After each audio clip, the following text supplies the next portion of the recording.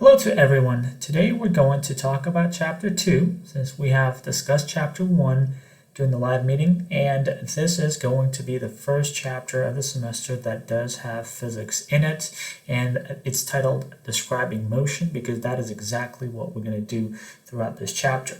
We're going to take a look at the most simple type of motion that one can begin investigations on, and then we are just going to continue by complementing the known types of motions and making them a little more complex while building up our understanding of more generic and complicated types of motions. Now, the reason why we need to study motion is because the first half of this semester focuses entirely on the discipline of mechanics and physics, and the changes in a universe that are suitable to look at from the point of view of mechanics would be the changes occurring in the space and time fabric, which encompasses the entire observable universe as we know it, the way we see and perceive it, and obviously changes associated to the space versus time fabric happen in terms of motions. So that is exactly what we're going to do. We're going to try to break down the complicated forms of motions into these simple constituents and then get a thorough and deep understanding of those laws governing those types of motions. So, naturally, you can guess that real-life motion that you see occurring around you on a daily basis is rather complex. And if we were to get started with the investigation of those most complex types of motion, we would most likely run into roadblocks really quickly. Therefore, the way we typically approach problems of this nature in physics is by choosing the most simple cases first and trying to get full grasp, full understanding of those phenomena, and then adding a little more complexity every step of the way until we gain a full-scale generic picture of even the most complex types of motions occurring in the universe.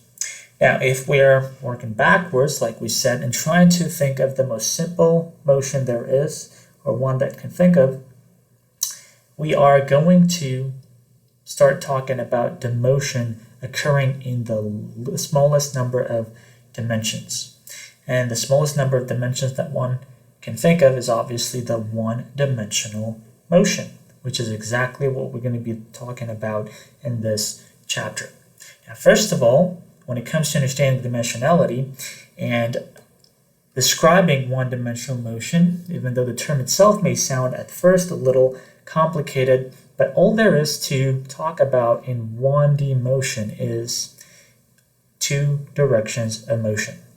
When we talk about one-dimensional space, we have to have a motion occurring along a straight line. No deviations from the straight line motion are allowed in 1D, because as soon as, for example, the car that we have in this diagram here takes a turn, it will no longer be traveling in one-dimensional world. So it has to stick to that straight line of motion. As far as directions of motion go, there are two allowed directions to this motion.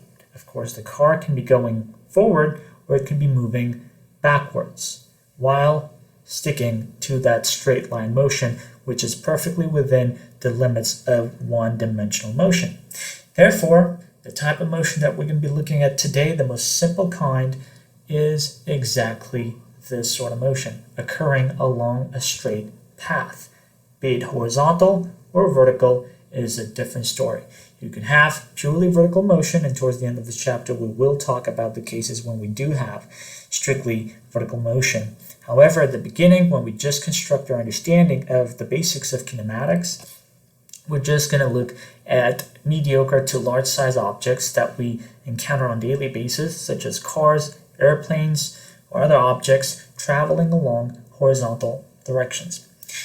Now, one thing that we have to get used to right off the bat is assigning coordinates and the coordinate axes.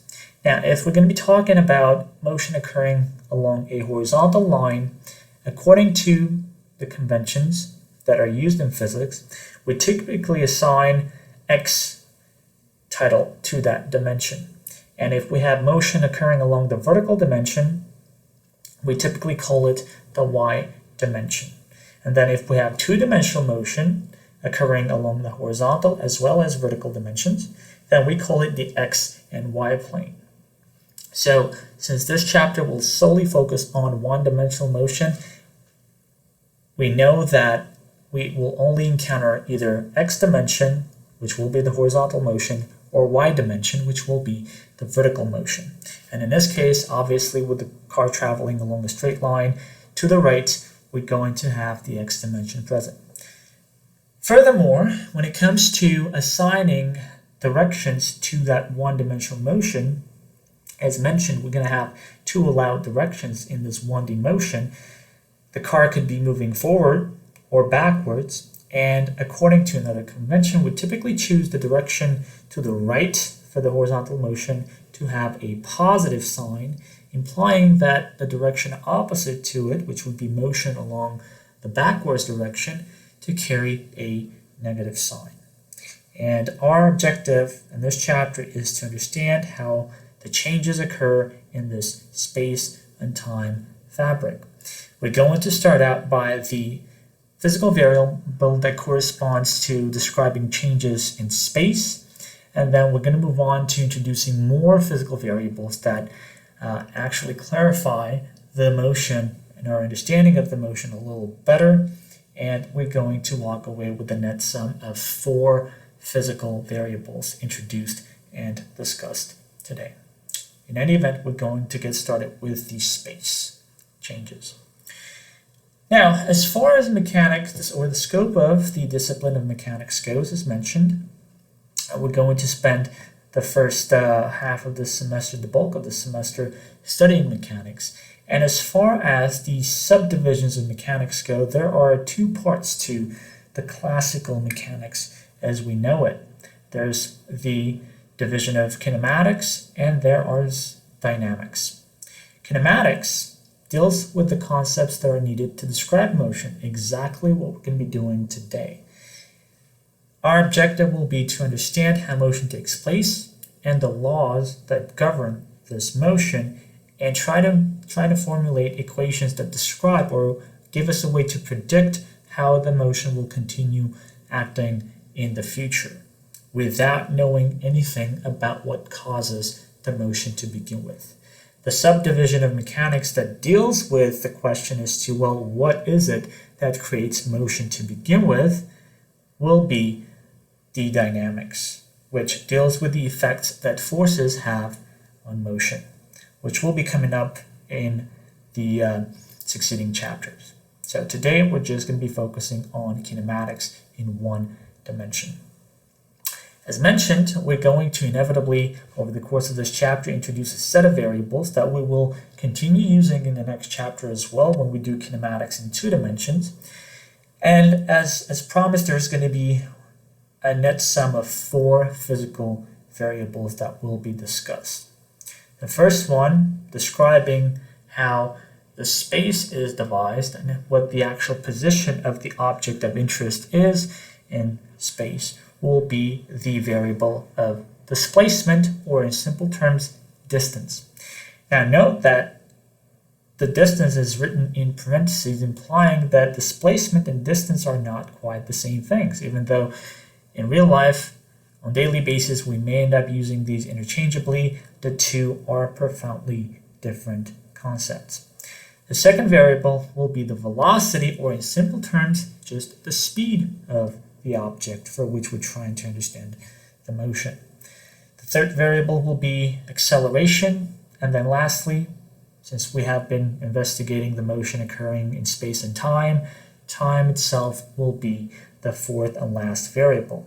And the interesting thing about the t variable, time, is that, as we're going to notice, it is the linking chain between the preceding 3 kinematical variables of displacement, velocity, and acceleration.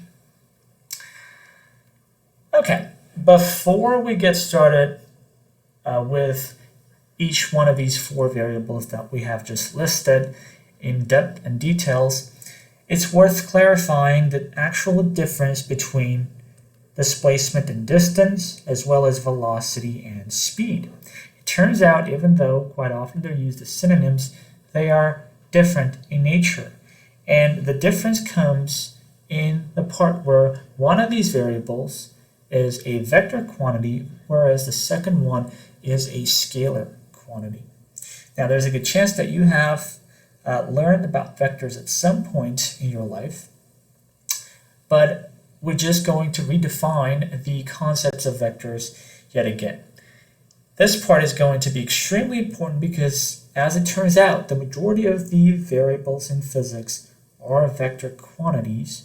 So learning what vectors are and knowing how to algebraically deal with these vector quantities is extremely imperative to our success in this course.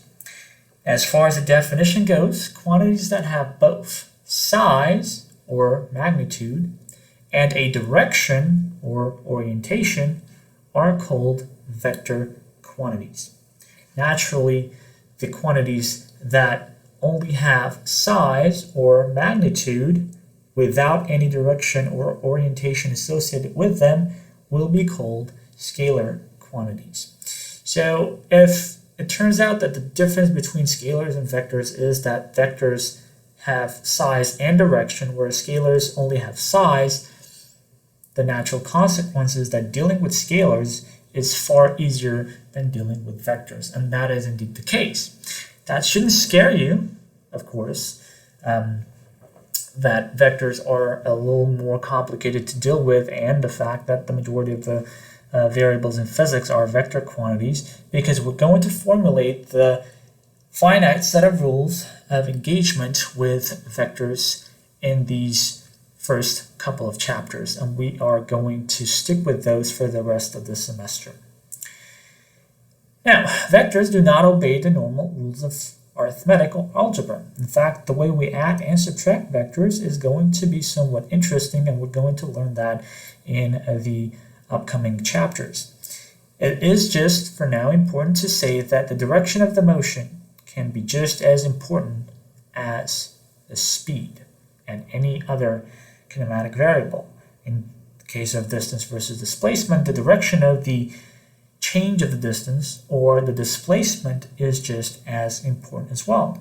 Meaning, it is quite important for one to know what the direction of the change of the given physical variable for the object of interest is, in order to have a clear understanding of what sort of motion it performs.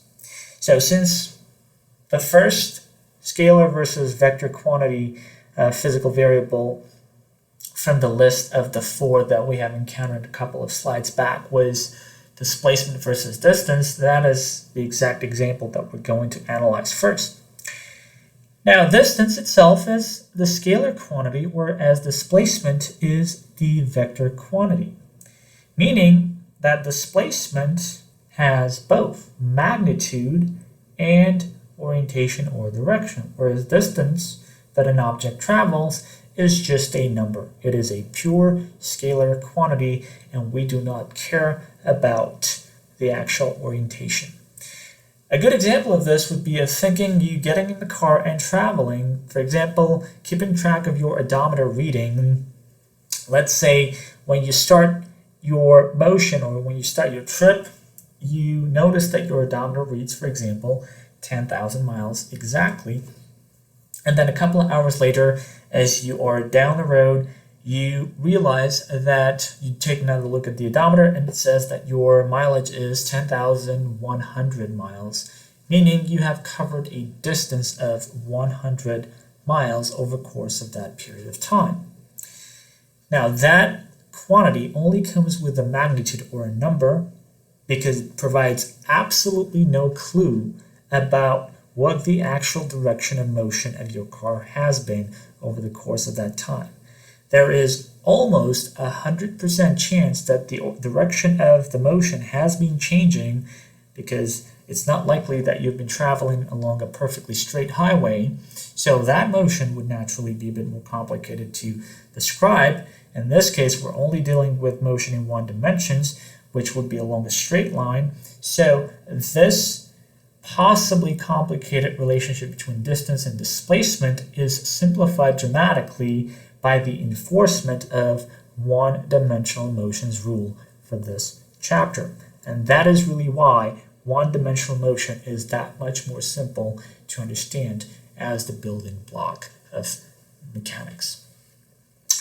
So, displacement is a vector quantity. Its magnitude is the straight line distance between the initial and final locations or positions of the object, and its direction is from the initial location to the final location. So from this point on, we're going to assign a couple of, begin getting used to some notations here. When it comes to the displacement, we are going to require two parameters. Those parameters are the initial position of the object, for example, the car, and then the final position of the object. For the initial value of any physical variable, we typically assign a 0 or naught subscript to it. So x naught will typically indicate the initial position along the horizontal dimension of motion, whereas the final position is just given by x. So x, if you just see x vector, you start thinking of the final position. The naught subscript indicates initial. The absence of a subscript typically indicates the final value of the given physical variable. It could be the displacement or the position, or it could be the velocity, could be acceleration. In any event, these techniques of assigning subscripts works for any physical variable that we're going to look at this semester. Now, as mentioned, displacement, which is a vector quantity, is going to be equal to the difference between the initial and the final positions of the object, meaning that the displacement itself, which we use the delta x notation for, is going to be equal to the final position minus the initial position. Notice all three parts of the equation are vector quantities. The delta, coming from the ancient times, always indicates a difference between two quantities when you have the final minus the initial in terms of the alignment. You do not ever do the initial minus the final. You always go about finding the delta as the final minus the initial value for the given variable or parameter.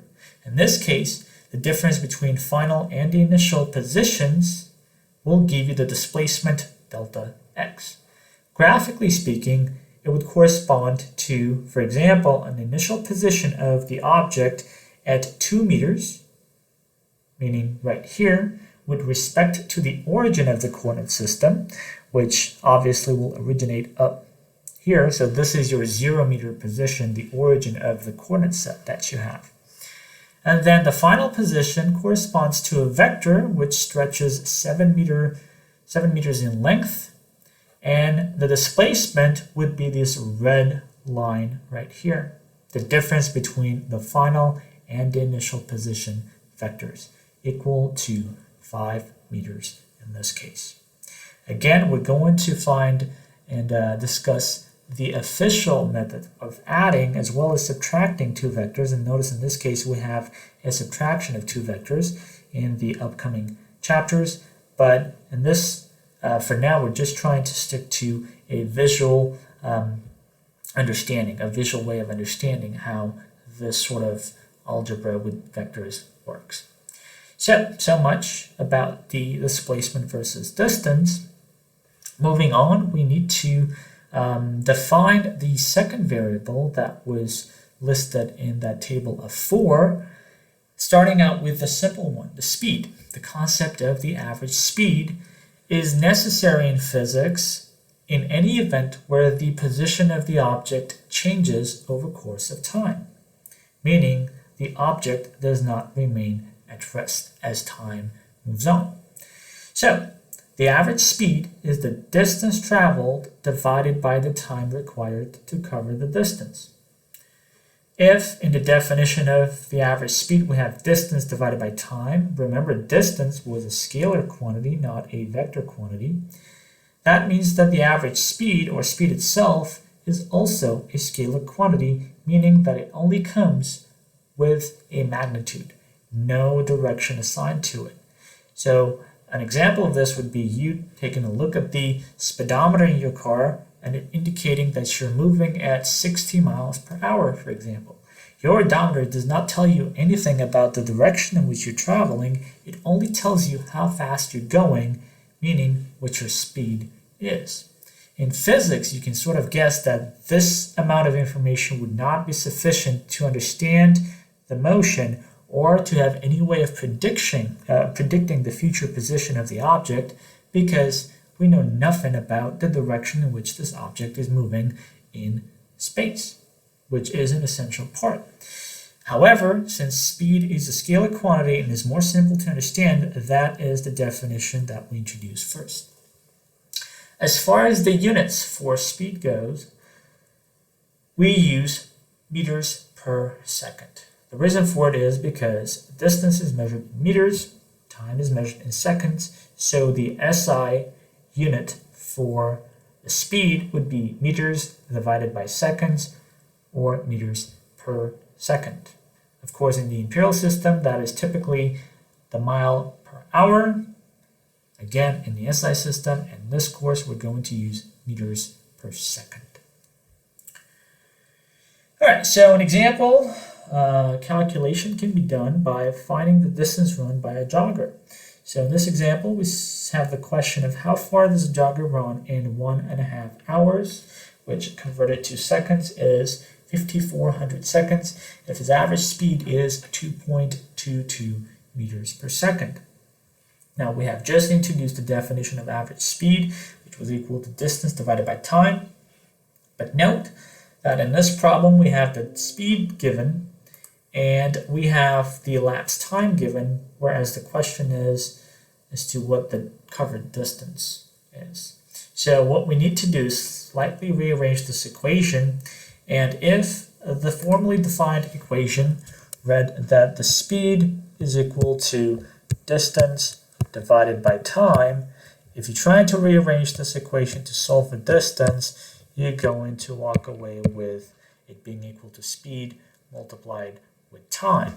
And then the last possible form of this equation would be if you were to try to find the time elapsed if you were given the distance and the speed, which would be done according to this equation.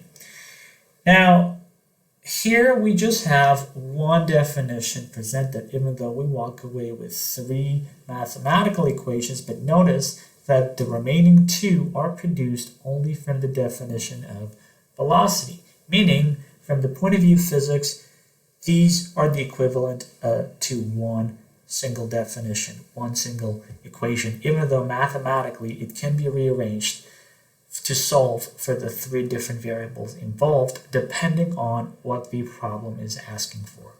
In this case, it is asking for the distance. So we want this second arrangement of this equation of it being equal to speed multiplied with time, and that's exactly what is done here. So to find the distance, we multiply the average speed by the amount of time that has elapsed and find out that the distance covered is 12,000 meters or 12 kilometers.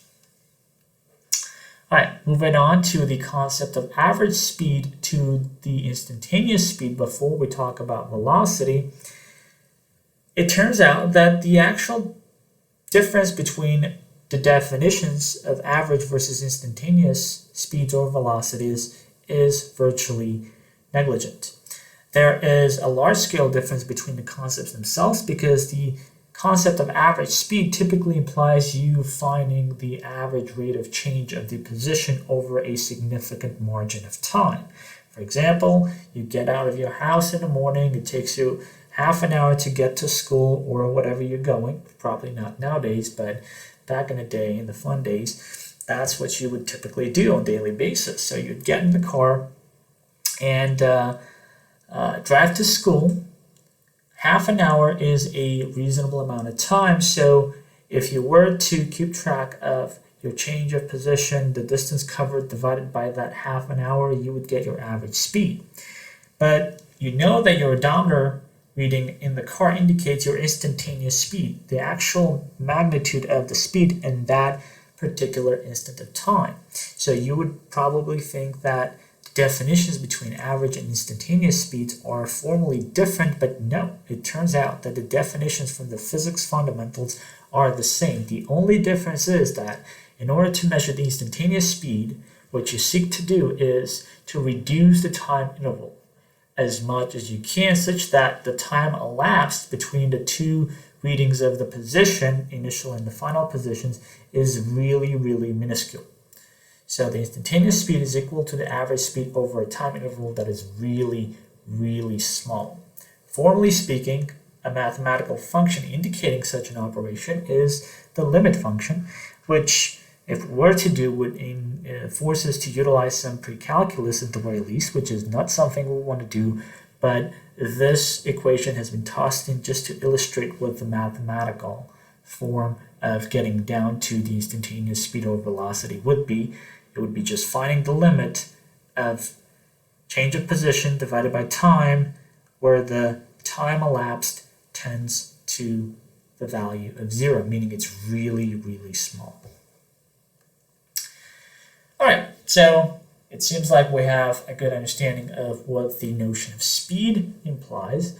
Now let us expand that into the corresponding vector quantity, which is far more useful in physics, because with velocity, not only do we get an idea as to how fast an object is moving or how quickly it changes its position over the course of time, but also we learn the direction in space in which that occurs. In one-dimensional space, that would be the forward direction or backwards direction, but we still have two allowed directions. So knowing the speed is just not sufficient. We do want to know what the velocity is, which would allow us to find whether the car or the object is moving forward or backwards. And then in two-dimensional motion, that would be even more important. And then in real life, three-dimensional motion, it would be that much more important to know.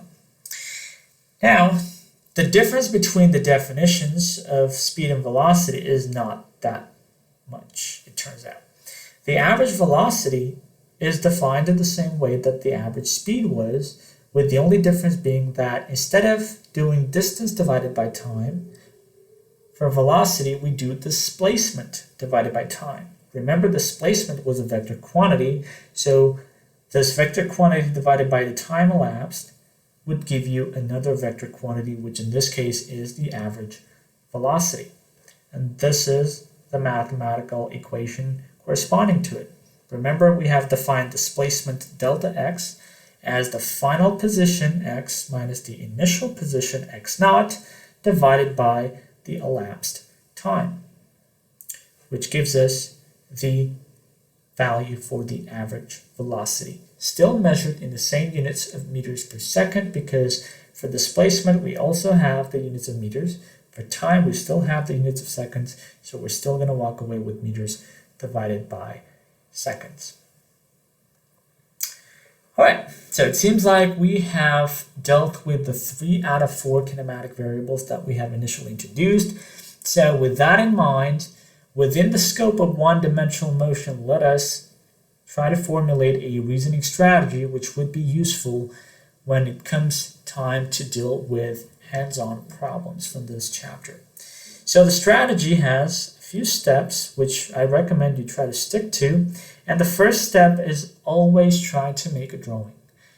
It's not a mandatory part to solving a problem, so you will never have any points taken away, and in fact, given the fact that the exams will be mostly in multiple choice format, I will not even know whether you have sketched a diagram or not.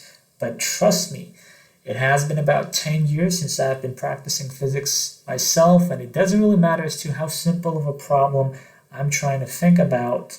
I still try to make a drawing first. This should always be the first thing that you do. It does take a couple of extra seconds, but trust me, it is well worth it. So after you make a drawing of the situation and the motion that is occurring in the given problem, the second step is choosing yourself a coordinate system. In one-dimensional space, as mentioned, the coordinate system is fairly simple. It's just going to be a straight line. either horizontal or vertical, depending on what direction the motion is taking place in.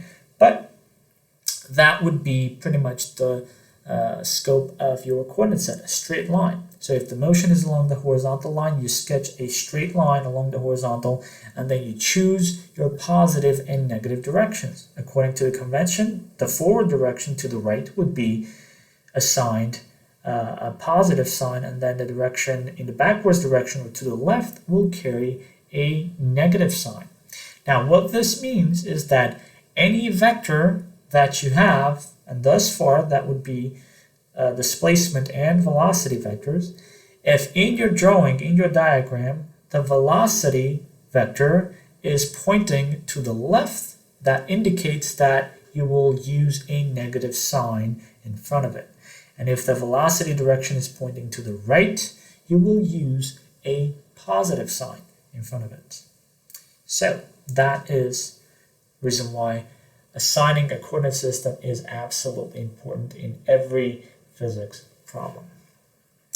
All right, steps 3 and 4 have to do with the logistics part of problem solving for the most part, writing down the values that you have given and identifying the value that you're trying to solve for. Obviously, every problem will have a set of variables that is provided.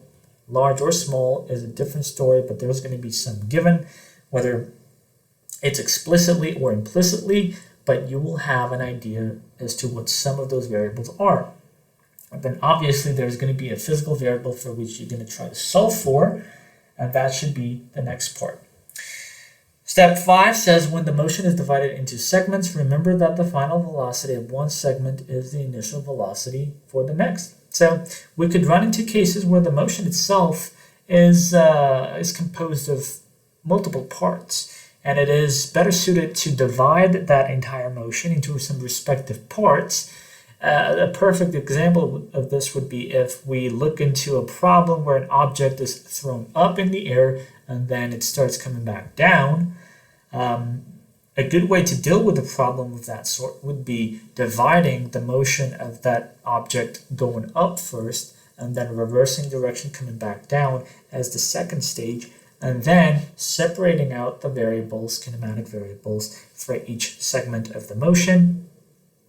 And keeping note of the fact that some of these variables in between that division of the two segments may happen to be the same, meaning the final velocity, for example, in the initial segment is going to correspond to the initial velocity in the second segment of motion. And then lastly, keep in mind that there may be two possible answers to a kinematics problem, ones that involve quadratic functions, and the process of getting the solution could easily yield two mathematically possible answers, out of which only one will be physically applicable. Meaning, most likely you're going to run into a case where your second answer is a negative number, which would not be physically possible for some cases, and you will know exactly which one of those roots or answers you should eliminate and which one you should keep. Of course, that step number 6 is a rarity.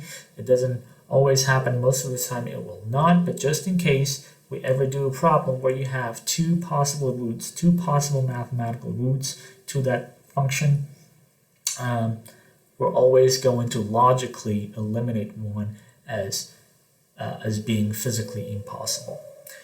One thing I will always encourage you guys to remember is that even though physics involves mathematics and it's impossible to eliminate it, remember that the two are completely separate sciences. Mathematics can always be purely hypothetical, whereas physics always corresponds to a real life phenomena occurring in the universe, meaning you should always maintain a logical argument for whatever answer you produce and show.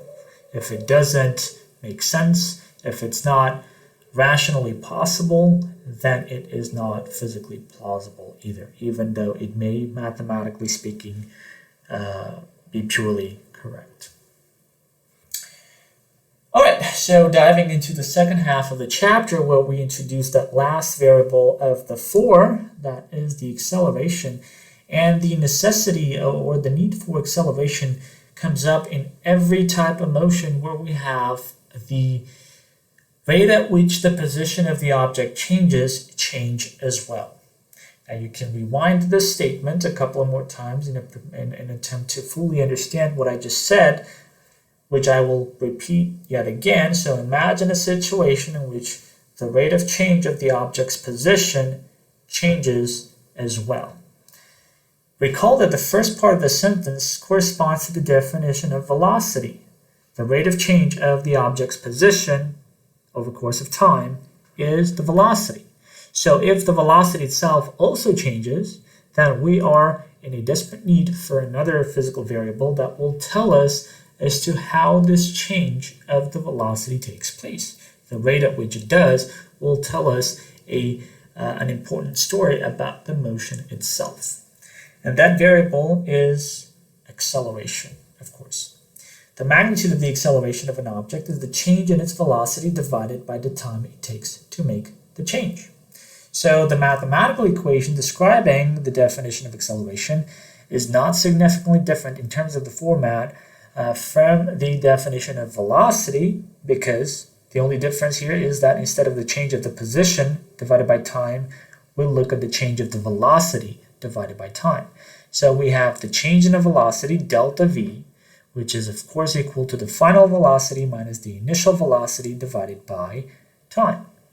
So this fits within the logical idea of acceleration perfectly fine. If the velocity does not change, meaning the delta v is 0, you never have acceleration to worry about.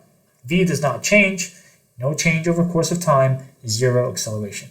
But every time the velocity of the object does change, whether it goes up or down, you do walk away with a correlated acceleration, which is found by taking the change in the velocity, which could be positive or negative, and dividing that with time, which always maintains its positive sign.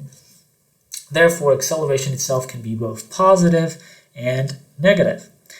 Luckily, since for every problem that we have agreed on working with, we mentioned that assigning a coordinate set will be one of the first steps that we take. That means that the acceleration itself will still abide by those directionality principles. For a one-dimensional motion along a horizontal line, since we mentioned that the direction to the right does have a positive sign and the direction to the left does have a negative sign, every time you have an acceleration vector pointing to the right, you know it carries a positive sign. And every time the acceleration points to the left, it carries a negative sign. In this case, in the example of the airplane, if the acceleration is pointing to the right, you know that the airplane is accelerating, meaning it's speeding up. And if the acceleration is pointing to the left, that means that the airplane is slowing down or it undergoes deceleration. All right, the SI unit for the acceleration is the meter per second squared. Why? Because, as mentioned, velocity is measured in meters per second and time is measured in seconds. So for acceleration A, we walk away with meters per second divided by seconds. So meters divided by seconds, which is equal to meters per second squared. All right, so let us work on an example problem dealing with a jet fighter yet again. It says the acceleration and increasing velocity in this problem are given as follows. So the initial velocity is 0, so the fighter jet is starting from rest, and then the final velocity is 260 kilometers per hour or meters per second. You can just take it either or, because the units in this case are sort of a formality. But the initial time stamp is 0 seconds when speed is 0, and then the final t is 29 seconds, corresponding to the instant of time where the final velocity of 260 kilometers per hour is recorded. So how do we find the acceleration? Quite simply, it does obey the definition that we have just introduced. Of it stating that acceleration is final velocity minus the initial velocity divided by the elapsed time. So since the initial velocity was 0, we're just going to have 260 kilometers per hour divided by the elapsed 29 seconds, which will give us positive 9 kilometers per hour per second for the acceleration. Note that the positive sign indicates that the airplane is speeding up over the course of time. The acceleration points in the same direction as your increasing axes in that one dimension. So does the final velocity. So the airplane is speeding up. One can just as easily think of an opposite situation where it is logical to obtain negative acceleration, which should not scare you at all because negative values for physical vector variables have quite a significant physical meaning. All that a negative sign indicates about a vector quantity, remember, is that the direction of that vector is opposite to that direction of your axes. In this case, horizontal motion, direction to the right is positive, so every time you obtain a negative answer, that indicates that the vector of interest, in this case the acceleration, points in that opposite direction, which would be to the left. That's all there is to it. It does not provide an unrealistic or no physical situation. It does so totally fine. And every time you have an object that is slowing down over the course of time, you are expected to walk away with a negative value for the acceleration, like this case. So you have a drag racing car, perhaps, that at this point in time of 9 seconds is moving with an initial velocity of 28 meters per second, and then 3 seconds later at 12 seconds, it's only moving at positive 13 meters per second. It still moves to the right, so the direction of velocities, initial and final, they both point along the increasing axes, but notice that the magnitude has gone down, meaning the car has slowed down from 28 meters per second down to 13 meters per second. How do you find the acceleration? Well, nothing changes from the point of view of physics. Acceleration is still defined as the final velocity minus the initial velocity, and you should not interchange the position or the sequence of these variables just because you notice you're going to get a negative answer. Do not do that. If you're supposed to get a negative answer, you should. And you should never alter the sequence of these variables. So the final velocity, as mentioned, was given at 13 meters per second, whereas the initial velocity was 28 meters per second. So 13 minus 28 will give us a negative value of 15 meters per second, and the time elapsed was just 3 seconds. So negative 15 meters per second divided by 3 seconds will give us an acceleration of negative 5 meters per second. All right, so having discussed all 4 of the kinematic variables, we are now in a position to introduce additional equations which are not presented in the book, in your textbook. However, I have decided to include these, which you can use at your convenience. You don't have to, but these 4 equations typically facilitate the process of solving kinematics problems quite a bit. Now, I promise you, if you do not like these, you don't have to use it because every physical equation that has been defined up until now will be sufficient to solve any problem that you are going to run into either in homework or the exam. However, these 4 sort of provide additional sets of equations that can facilitate the problem-solving process.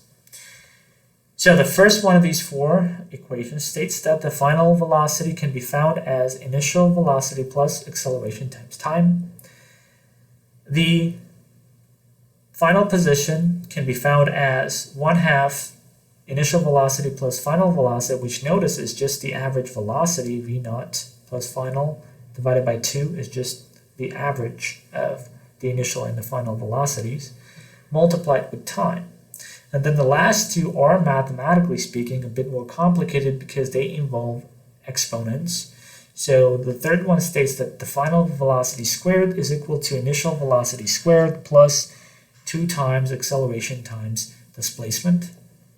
And then the last one, the fourth one, states that the displacement is equal to initial velocity times time plus 1/2 acceleration times the square of time. Now, the group of these 4 equations is called, not surprisingly, the 4 fundamental equations of kinematics. One thing that is important to remember about these 4 is that they only apply when you have a motion at constant acceleration. If you have motion at constant velocity, none of these equations will apply. You cannot use them. So that is where the possible confusion comes with the usage of these 4 equations, but you just have to remember that fundamental difference between the rules of engagement. So as far as the types of motions go, thus far in this chapter we have encountered 2 formal forms of motion. Motion where velocity v is constant, and by the way, whenever I'm writing something, if I label a straight line over the variable, I'm indicating a vector quantity, because it's kind of difficult to draw that arrow at the end of that straight line, so I just typically write a straight bar. Remember, I'm talking about a velocity vector here. So one type of motion that we have run into this chapter was motion at constant velocity, and the only equation that we have seen for it was that velocity is equal to the displacement delta x divided by delta t, the elapsed time. That's all there is to it. The second type of motion investigated today was the motion at constant acceleration. Now, whenever you have motion at constant acceleration, you walk away with the actual definition of acceleration, of course, which states that the acceleration is equal to the change in the velocity divided by time. But additionally, you can also use any one of those 4 equations of kinematics that we have labeled in that slide. Remember, if you are debating on using or have decided for yourself that you are routinely going to use those 4 equations, whenever you read a problem, you have to understand whether the motion occurring in that problem is one of constant velocity or a constant acceleration. If it's a motion at constant velocity, you cannot use those 4 equations. If it's a motion at constant acceleration, then you can. Alright, so speaking of constant acceleration motion, and also recalling that we haven't really talked about any vertical motion just yet, maybe it's worth discussing a real-life situation of motion occurring at constant acceleration and along a vertical dimension. The best example for that is the free-fall motion. A lot of you from experience know that the way gravity works, and even though we haven't really learned anything about gravity yet, we will later down the line, but not yet, we have some intuitive understanding of how gravity works. And the way it works on the surface of the Earth is that any object that is released close to the surface of the Earth accelerates straight towards the center of the Earth or towards the surface of the Earth near it. So that presents a vertical motion, which would be typically assigned by the y dimension of motion. So if you draw in the coordinate set, you go into assign a y-axis to it. But what is also true about that sort of a motion subject to gravity is that it occurs at constant acceleration. However, given the fact that that acceleration has a unique cause, it is stemming from this unique type of force of gravity, we call it acceleration due to gravity. And instead of using letter A, we use letter G for it. Turns out that the acceleration due to gravity has a value of 9.8 meters per second squared, and it's constant at all times, pointing straight towards the Earth. Recall, acceleration is a vector, so it does have to have direction associated with it, and that direction is always straight towards the Earth, in the downwards direction. It doesn't matter what sort of motion the object performs. It absolutely does not, because the Earth, or the force of gravity that is created due to the mass of the Earth, does not care as to whether the ball that you have thrown in the air is moving up or down. It always has the same effect on the ball, which is affecting it straight downwards with an acceleration of 9.8 meters per second. So I do hope that you will remember this for good. The direction or the magnitude of the acceleration do not ever change, regardless of what sort of characteristic behavior or motion the object of interest is performing at that instant of time, whether it's going up, whether it's going down, or whether it's at that point right in between when it's hung up in the air just before it turns around, coming back down. All right, so an observation and some derivation of the type of motion that corresponds to free fall can be done, and is the example of that is discussed in a book, in which they use the strobe lighting technique. So they take photographs of an object that is released from a given height up here, as shown in the diagram, and then photographs are taken in equal time intervals, meaning that every other picture that you see of this blue ball has been taken an equal interval of time later, which could have been 1 second or half a second or 0.1 second, it doesn't matter, but know that the time elapsed between each successive photo shot is the same. Now, if the time in between these photos is the same, we notice that that's just about the only physical variable that is the same in between every step of the motion, because we naturally see that the speed is not the same, right? Because if the speed were the same, one thing that would lead after that would be the fact that the change of position is the same. And we notice that the change of position is definitely not obeying any conventional coefficient factors. So it's not constant for sure, but nor does it even change as a multiple of 2 with each successive shot, because these, at first glance, these distance intervals are completely irregular. Now, it turns out there is regularity, and it's a quadratic regularity. It's not times 2, times 3, times 4. It's actually a squared regularity or squared dependence. But in any case, the velocity and the distance covered or the displacement are definitely not constant. So what is constant is the acceleration that this ball experiences. It is always accelerated straight down with a magnitude of 9.8 meters per second. Now, just to verify the fact that, as I stated, that acceleration is always the same, pointing straight down with a magnitude of 9.8 meters per second squared, one can do the opposite experiment and throw that same ball straight up in the air. And if one does that, obviously they have to provide initial velocity, but right after that, if you are to take photographs in equal time intervals, you do notice a perfectly symmetrical pattern of motion. The opposite, of course, as time wears on and the ball is going up, it starts slowing down, and the distance that it covers now decreases, going from down in the upwards direction compared to what we had in the previous photo shot when it was released and it was accelerating downwards.